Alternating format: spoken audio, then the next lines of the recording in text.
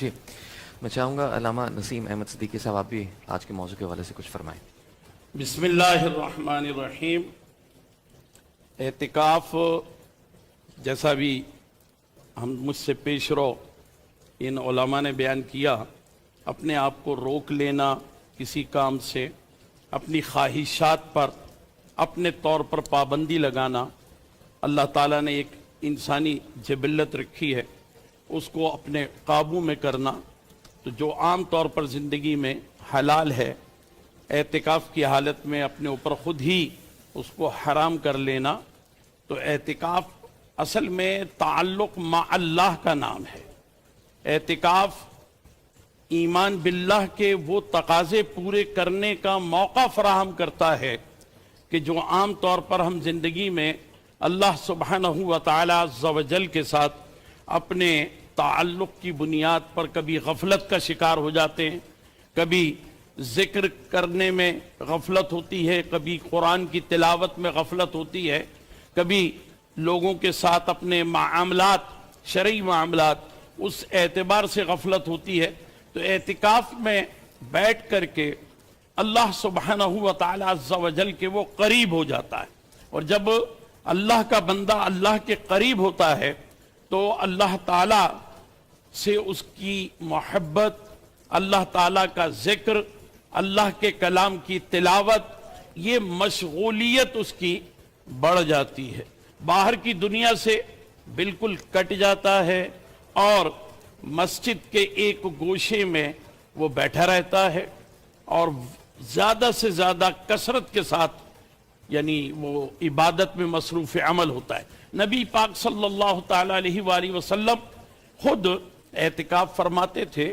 آج بھی یہاں ریاض الجنہ میں استوانِ سریر موجود ہے، اس مقام پر ہے جہاں پیارے آقا علیہ السلام اعتکاف فرماتے تھے۔ وہاں ایک باقاعدہ ستون نشانی کے طور پر بنا دیا گیا ہے تاکہ لوگوں کی زیارت کے لیے یہ مقدسات اہمیت رکھتے ہیں، لوگ وہاں زیارت کرتے ہیں، وہاں نوافل وغیرہ ادا کرتے ہیں۔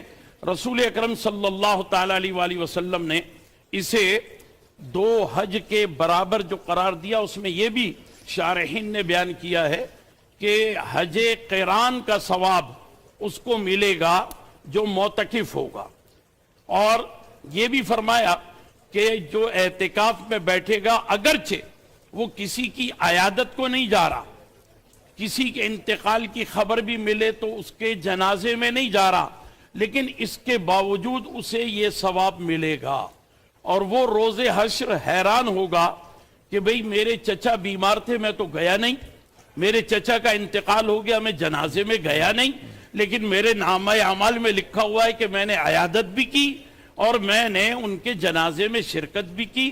تو یہ اللہ تعالیٰ کی طرف سے اس پر اضافی اور خصوصی انعام ہے کہ جو کام اس نے نہیں کیے مگر اللہ کی خاطر، اللہ کی رضا کے لیے وہ مسجد میں بیٹھا تھا، اس لیے اللہ تعالیٰ نے اس کے نیکیوں میں یہ تمام باتیں شامل فرما دی۔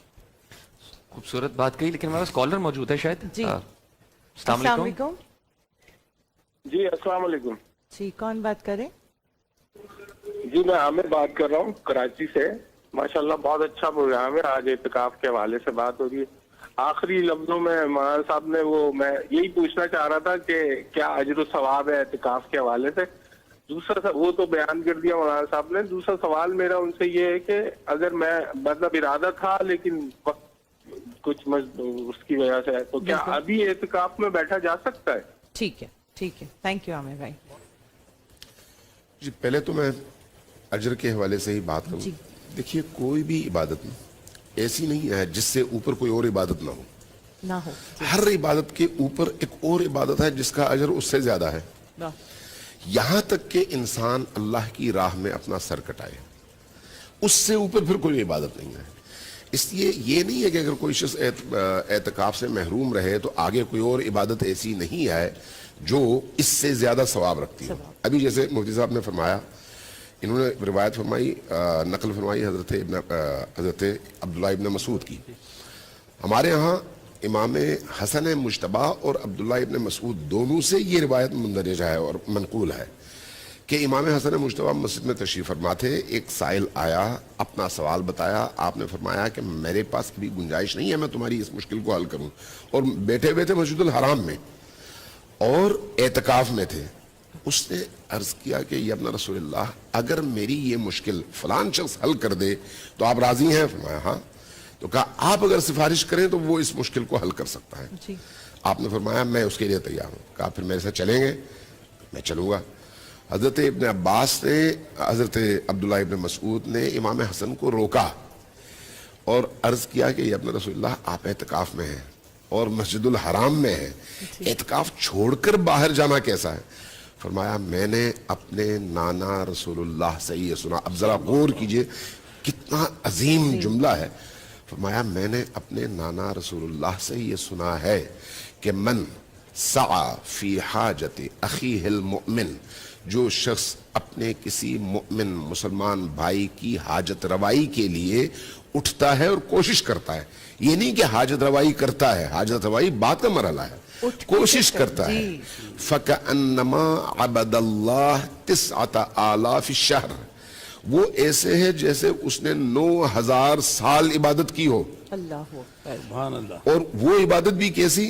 صائمن نہارہ وقائمن لیلہ, دن میں اس نے 9,000 سال روزے رکھے ہوں اور راتوں میں ٹانگوں پر کھڑے ہو کر اس نے نمازیں پڑھی ہوں اور تہجد ادا کی ہو. تو اس کا مطلب یہ ہے کہ اعتکاف خود بہت بڑی عبادت ہے, لیکن اگر کوئی شخص اس سے محروم رہتا ہے تو جائے اپنے ارد گرد معاشرے میں, ہمسائے میں, رشتہ داروں میں, کوئی اگر حاجت مند ہے, کوئی اگر پریشان حال ہے, ان کی پریشانیاں دور کرے, لیکن احسان جتا کر نہیں, صرف اور صرف اللہ کی رضا کے لیے, اللہ سے اپنا سودا کرے.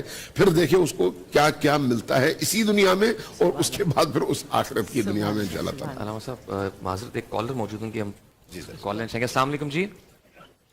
السلام علیکم جی. کون بات کر رہی ہیں؟ جی میں شبنم آفتاب بات کر رہی ہوں ملتان سے.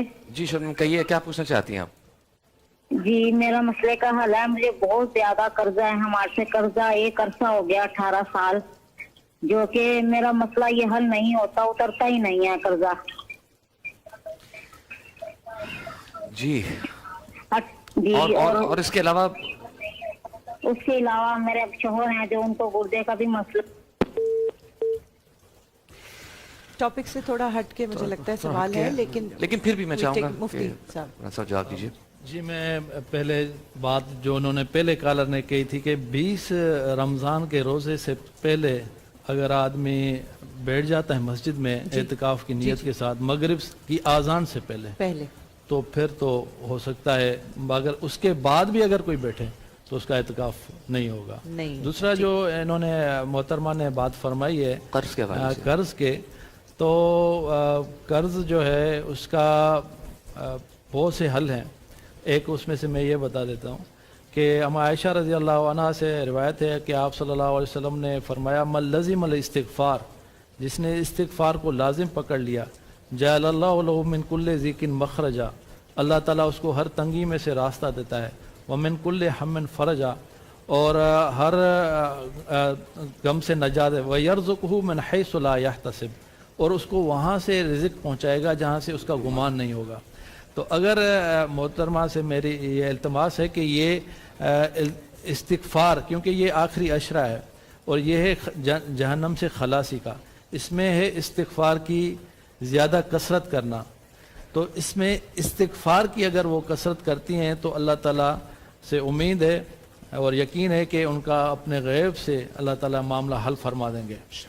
جی ناظرین ہمارے ساتھ ایک اور کالر موجود ہے. السلام علیکم. وعلیکم السلام. جی کون بات کر رہے ہیں؟ جی میں اکاڑا سے بات کر رہا ہوں, میرا نام طلحہ ہے. جی طلحہ بھائی بتائیے. 3 اشروں میں تقسیم کیا جاتا ہے, اس کی کوئی صحیح حدیث ہے؟